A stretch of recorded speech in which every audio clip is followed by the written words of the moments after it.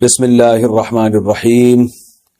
قربانی کے مسائل سے متعلق آج ارادہ ہوا کہ ان مسائل سے متعلق ایک کلپ ریکارڈ کروا دیا جائے اور لوگوں کو قربانی کے بیسک مسائل بتائے جائیں۔ لوگ بہت زیادہ جو سوالات پوچھتے ہیں تو اس پہ میں نے کچھ اشارے لکھ لیے اپنے سامنے تاکہ جو سوال بہت زیادہ پوچھے جاتے ہیں میں ان کے بارے میں ریکارڈ کروا دوں۔ تو میں انشاءاللہ یہ جو قربانی ہے اس کے بالکل شروع سے لے کے آخر تک ترتیب سے کوشش کرتا ہوں کہ مسائل بیان کروں، اور جو مسائل بہت زیادہ پوچھے جاتے ہیں اللہ تعالیٰ سے دعا ہے کہ وہ سارے آ جائیں۔ تو پہلا سب سے بڑا مسئلہ یہ ہے کہ قربانی واجب کس پر ہے۔ قربانی واجب کس پر ہے؟ لم سم عوام کی سہولت کے لیے ایک نصاب بیان کرتا ہوں جو علماء بتاتے ہیں 52.5 تولہ چاندی، دیکھ لیے گا نیٹ پر۔ تو اتنی مالیت کا کسی کے پاس سونا ہو یا چاندی ہو یا تجارتی مال ہو، تجارتی مال کہتے ہیں وہ سامان جو بیچنے کے لیے آپ نے خریدا ہے، یا کیش رقم ہو، یا یہ کہ ضرورت سے زائد سامان، ضرورت سے زائد سامان کہتے ہیں وہ سامان جو پورے سال بھی استعمال نہ ہوتا ہو۔ تو ایسی کوئی چیز اگر آپ کے پاس اتنی مالیت کی پڑی ہوئی ہے، یا ایک نہیں 2-4 چیزیں مل کے اتنی مالیت کو پہنچ جاتی ہیں، یعنی خلاصہ یہ نکلا کہ آپ کے جو استعمال میں آنے والی چیزوں کے علاوہ آپ کے پاس اتنی مالیت کی مال موجود ہے، اور ضروری خرچے اس میں سے نکال دیں، قرضے نکال دیں، وہ سب نکال کے بھی اتنے پیسے آپ کے پاس بچتے ہیں 50، 55، 60 ہزار تک، تو پھر آپ پر قربانی واجب ہے۔ یہ بہت مختصر بتا رہا ہوں کیونکہ اگر میں اس کی نصاب کی ڈیٹیل میں گیا تو پورا کلپ اسی میں نکل جائے گا۔ تو لم سم ایک بتا رہا ہوں آپ کو کہ اتنا اماؤنٹ کسی کے پاس ہو تو اس پر قربانی واجب ہے۔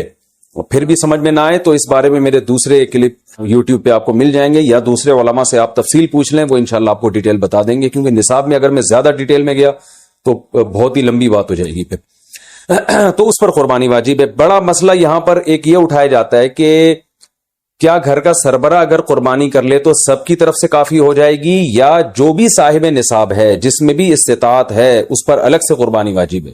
اس میں فقہا کا اختلاف ہے۔ بعض علماء کی رائے یہ ہے کہ ایک آدمی اگر گھر کی طرف سے قربانی کر لے تو سارے اہل خانہ کی طرف سے کافی ہو جاتی ہے، اور اس کے بارے میں بعض تابعین سے آثار منقول ہیں، مصنف ابن ابی شیبہ کی روایات ہیں۔ لیکن ہماری رائے یہ ہے، اور بر صغیر کے علماء کی رائے یہ ہے، اور امام ابو حنیفہ رحمہ اللہ تعالیٰ کی بھی رائے یہی ہے کہ ہر شخص پر الگ سے قربانی واجب ہے اگر وہ صاحب نصاب ہے۔ اور اس کی 2 دلیلیں بہت مضبوط ہیں۔ سب سے مضبوط دلیل رسول اللہ صلی اللہ علیہ وسلم کی حدیث ہے، من وجد سعة لأن يضحي فلم يضحي فلا يقربن مصلانا۔ آپ صلی اللہ علیہ وسلم نے فرمایا جس کے پاس قربانی کی طاقت تھی اور اس نے قربانی نہیں کی تو وہ ہماری عیدگاہ کے قریب بھی نہ پھٹکے۔ تو اس سے پتہ چلتا ہے کہ جس کے پاس بھی اس طاقت ہے، تو اس میں یہ نہیں ہے کہ گھر کا سربراہ سب کی طرف سے کرے گا، تو یہ جو ہے ایسا نہیں ہے، بلکہ صاف الفاظ ہیں حدیث کے کہ جس کے پاس بھی استطاعت ہے تو وہ اس پر قربانی اس کو کرنی پڑے گی۔ اور دوسری دلیل یہ ہے کہ عبادات میں کہیں بھی ایسا نہیں ہوتا کہ ایک کی عبادت دوسرے کی طرف سے کافی ہو جائے۔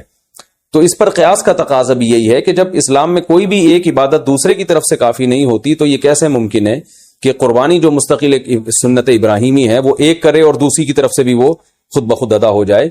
تو یہ اس کا بھی تقاضا ہے۔ بعض حضرات یہ دلیل دیتے ہیں کہ حضرت ابو بکر اور عمر رضی اللہ عنہما قربانی نہیں کرتے تھے۔ اچھا سوری، یہ دوسرے مسئلے کی دلیل ہے۔ تو پہلا تو یہ ہو گیا کہ قربانی ہر صاحب استطاعت پر لازم ہے۔ بیگم کے پاس اگر زیور ہے اور اتنی مالیت کا ہے تو اس پر بھی قربانی واجب ہے۔ پھر وہ الگ بات ہے کہ اس کی طرف سے میاں اس کی پرمیشن سے کر دے، یعنی واجب تو اس پر ہوگی لیکن ضروری نہیں ہے کہ وہ خود کرے، اس کی طرف سے اس کا میاں بھی کر سکتا ہے اس کی پرمیشن سے، اجازت سے، اور میاں اپنی طرف سے بھی ایک کر دے اور بیگم کی طرف سے بھی ایک کر دے۔ یعنی گھر کے ایک فرد کرے گا اور سب کی طرف سے کافی ہو جائے یہ نہیں ہے، بلکہ ہر فرد کو الگ کرنی پڑے گی۔ وہ الگ بات ہے کہ اپنے پیسے سے کرنا ضروری نہیں ہے، وہ فرد خود کرے یا کسی سے کروا دے۔ پھر جب کسی سے قربانی کروائے گا تو اس کو پیسے دے، یا جو قربانی اس کی طرف سے کر رہا ہے وہ خود اپنے پیسے استعمال کر لے تو بھی ٹھیک ہے۔ یعنی یہ بھی ٹھیک ہے کہ آپ کے جو ابا ہیں، آپ کے جو والد صاحب ہیں وہ قربانی کر رہے ہیں اور سب بالغ بچوں کی طرف سے کر رہے ہیں، پیسے کسی سے نہیں لے رہے تو بھی ٹھیک ہے، کوئی حرج نہیں ہے۔ یا شوہر بیوی کی طرف سے کر رہا ہے اور پیسے نہیں لے رہا اس سے تو بہت اچھی بات ہے، ایسا نیک شوہر اللہ میاں سب کو دلائے۔ تو یا بیگم صاحبہ کر رہی ہیں اپنے خرچے پہ اور میاں کی طرف سے بھی کر رہی ہیں، میاں سے پیسے نہیں لے رہی ہیں، تو سبحان اللہ، بہت اچھا لگا آپ کو سن کے، تو ہمیں بھی بہت اچھا لگا۔ تو یعنی پیسوں کا ہر ایک کا ڈالنا ضروری نہیں. اچھا یہ بھی ایک مسئلہ ہوتا ہے کہ بڑا بھائی کر رہا ہے سب کی طرف سے اور سب سے آدھے آدھے پیسے لے رہا ہے قربانی کے وہ, یا تھوڑے تھوڑے پیسے لے رہا ہے, باقی پیسے اپنی جیب سے ڈال رہا ہے, تو بھی ٹھیک ہے. یعنی جس کی طرف سے قربانی ہو رہی ہے اس کے لیے خود سے پیسے یعنی خرچ کرنا ضروری نہیں ہے. اس کی طرف سے اگر کوئی اور خرچ کر دیتا ہے تو بھی ٹھیک ہے, چاہے پورے پیسے خرچ کرے یا آدھے پیسے خرچ کرے. قرضہ لے کے بھی قربانی کی جا سکتی ہے. آپ کے پاس اگر پیسے نہیں ہے تو آپ قرضہ لے کے کر سکتے ہیں, اگر آپ کو یقین ہے کہ میں یہ قرضہ بعد میں لوٹا سکتا ہوں. البتہ قرضہ کھا کے قربانی ٹھیک نہیں ہے کہ آپ نے کسی کا قرضہ دینا ہے, وہ مانگ رہا ہے, دروازے پہ کھڑا ہوا ہے, وہ دے نہیں رہے اور آپ اور اس کے پیسوں سے بکرے کاٹ رہے ہیں آپ, یہ ٹھیک نہیں ہے. یہ آخرت کے لیے بھی نقصان دہ ہے اور وہ بکرے کے لیے تو نقصان دہ بہرحال ہے ہی ہے. تو ایک مسئلہ تو یہ ہو گیا. دوسرا مسئلہ یہ ہے کہ قربانی کیا واجب ہے یا سنت ہے. تو اس بارے میں بھی دونوں رائے ملتی ہیں علماء کی. جو علماء کہتے ہیں سنت ہے وہ بھی عام سنت نہیں مانتے بلکہ سنت مؤکدہ. سنت مؤکدہ کا مطلب جو نہیں کرے گا قابل ملامت ہوگا.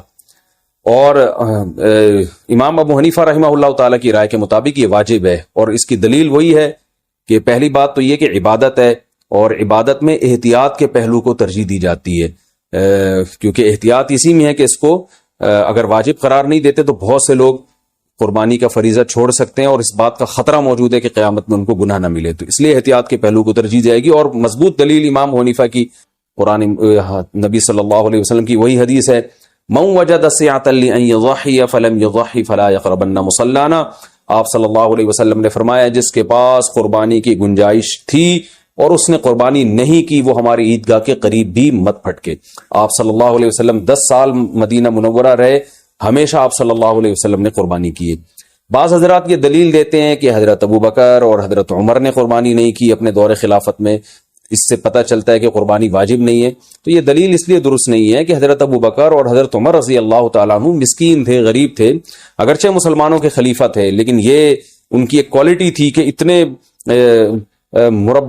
لاکھوں مربع میل کے مالک ہونے کے باوجود وہ پیون زدہ کپڑے پہنتے تھے. تو صاحب استطاعت پہ قربانی واجب ہے. یہ دونوں حضرات بڑے تھے مگر قربانی نہیں کی انہوں نے, جیسے کہ روایت میں آتا ہے اس کی وجہ استطاعت نہ ہونا. تو استطاعت اگر نہیں ہے تو پھر قربانی لازم نہیں ہے. بلکہ اگر آپ قرضہ لے کے قربانی کرو گے اور خطرہ ہے کہ میں قرضہ ادا نہیں کر سکتا تو پھر تو جائز ہی نہیں ہے آپ کے لیے, کیونکہ دوسروں کا حق دبا کے آپ کے لیے عبادت کی وجہ آوری یہ ٹھیک نہیں ہے. اس کی فضیلت کیا ہے قربانی کی؟ رسول اللہ صلی اللہ علیہ وسلم نے ارشاد فرمایا بقرعید کے دنوں میں یا ایام نہر میں اللہ کو جانور کا خون بہانے سے زیادہ کوئی عمل محبوب نہیں ہے, اور ہر بال کے بدلے میں اللہ نیکی عطا فرماتے ہیں. یہ قربانی کی بہت بڑی فضیلت ہے, اور اس کی فضیلت آپ علماء سے بیانات میں سنتے ہیں. میں بھی چونکہ بہت مختصر جلدی بات کر رہا ہوں تاکہ میں پورے موضوع کو جلدی سے سمیٹ لوں.